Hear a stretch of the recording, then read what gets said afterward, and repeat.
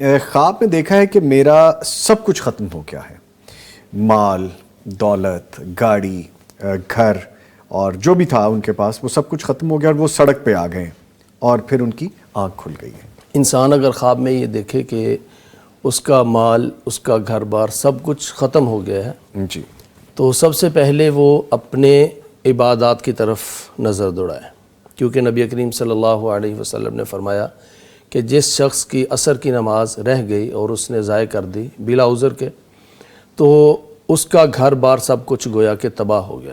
تو سب سے پہلے وہ اپنی عبادات کی طرف دیکھے۔ ایسا شخص اچھا، جس کا سب کچھ تباہ ہو گیا، وہ سڑک پہ آ گیا ہے، کہیں عبادات کے معاملے میں وہ سست روی کا شکار تو نہیں ہے۔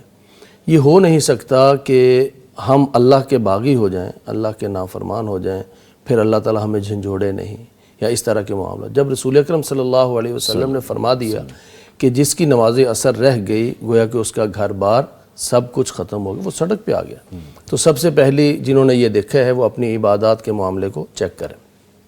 لیکن اگر الحمدللہ عبادات ان کی ٹھیک ہیں، نماز روزے کا معاملہ ٹھیک ہے، اللہ تعالیٰ کے ساتھ تعلق ٹھیک ہے، تو پھر یہ چیز پریشانی کا سبب نہیں بننی چاہیے۔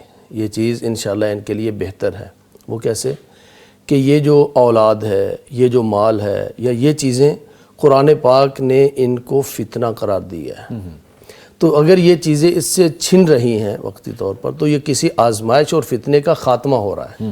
تو گویا کہ یہ ایک اچھا اشارہ ہے۔ اگر عبادات کے اندر سستی نہیں ہے تو یہ ایک اچھا اشارہ ہے، اور پھر اس سے ان کی زندگی کا ایک نیا دور بھی شروع ہوگا۔ جی، بعض دفعہ انسان کو تھوڑا بہت کھانے پینے کو ملتا رہے نا، کوئی آدمی بہت تن آسان ہو جاتا، یعنی بالکل آسانی سے بیٹھا ہوا ہے، تھوڑا بہت مل رہا ہے، وہ کوشش نہیں کرتا۔ لیکن جب بالکل اس کو جان کے لالے پڑ جائیں، جب اس کے ایک نوالا بھی منہ میں ڈالنے کے لیے اس کے پاس کچھ نہ ہو، لیکن اگر تھوڑی بہت چھت موجود ہے نا، وہ اتنی محنت نہیں کرتا۔ لاؤبالی پن کئی لوگوں کو دیکھا ہے، یعنی وہ محنت نہیں کرتے، کیوں؟ چھت موجود ہے، جی، تھوڑا بہت کھانے کو ملتا ہے، وہ محنت نہیں کرتے۔ لیکن جب چھت نہ رہے، جب وہ کھانے کی سب چیزیں بالکل ختم ہو جائیں اور اسے لگے کہ اب جو ہے نا بس موت ہی آیا چاہتی ہے، پھر وہ ہاتھ پاؤں مارے گا، پھر وہ آگے بڑھے گا، وہ آگے بڑھنے کی کوشش کرے گا۔